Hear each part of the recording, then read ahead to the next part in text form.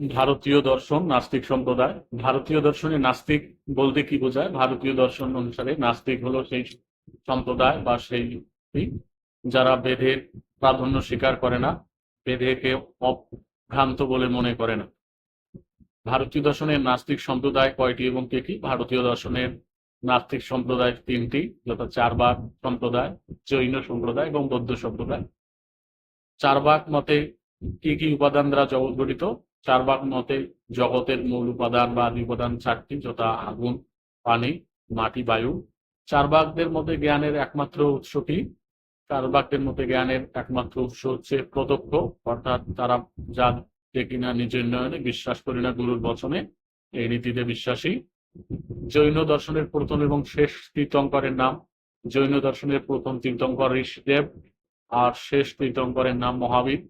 জৈন দর্শনের প্রধান সম্প্রদায় দুটি হলো শ্বেতাম্বর এবং দিগম্বর। জৈন মতে জ্ঞান কয় প্রকার এবং কি কি? জৈন মতে জ্ঞান 5 প্রকার, যথা মতি, শ্রুত, অবধি। জৈন মতে জ্ঞান 5 প্রকার, যথা মতি, শ্রুত, অবধি, মনোপর্যায় ও কেবল। গৌতম বুদ্ধের পিতৃপ্রদত্ত নাম কি? গৌতম বুদ্ধের পিতৃপ্রদত্ত নাম সিদ্ধার্থ। বৌদ্ধ দর্শনের ধর্মগ্রন্থের নাম হলো ত্রিপিটক। পিটক, আর এই পিটকের সংখ্যা 3টি জন্য কেবল হয় ত্রিপিটক।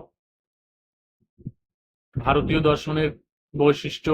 ভারতীয় দর্শন আধ্যাত্মিক এবং উদার ও ব্যাপক। বৌদ্ধ মতে নির্বাণকে একটি সক্রিয় নাকি নিষ্ক্রিয় অবস্থা? বৌদ্ধ মতে নির্বাণ একটি সক্রিয় অবস্থা। ভারতীয় দর্শনের নাস্তিক সম্প্রদায়গুলো তাহলে কি কি? জৈন সম্প্রদায়, চারবাক সম্প্রদায়, বৌদ্ধ সম্প্রদায়। ইন্ডিয়ান ফিলোসফি নামক বইয়ের লেখককে? ডক্টর রাধাকৃষ্ণন।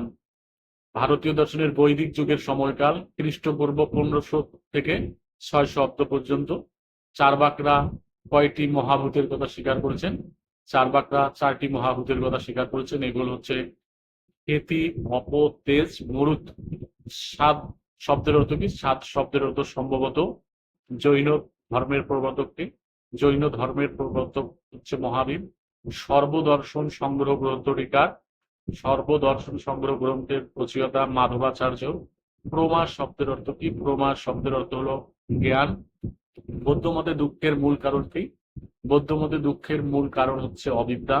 বৌদ্ধদের প্রধান দুটি সম্প্রদায় হলো মহাযান ও হীনযান। গৌতম বুদ্ধের পারিবারিক বা আসল নাম হচ্ছে সিদ্ধার্থ।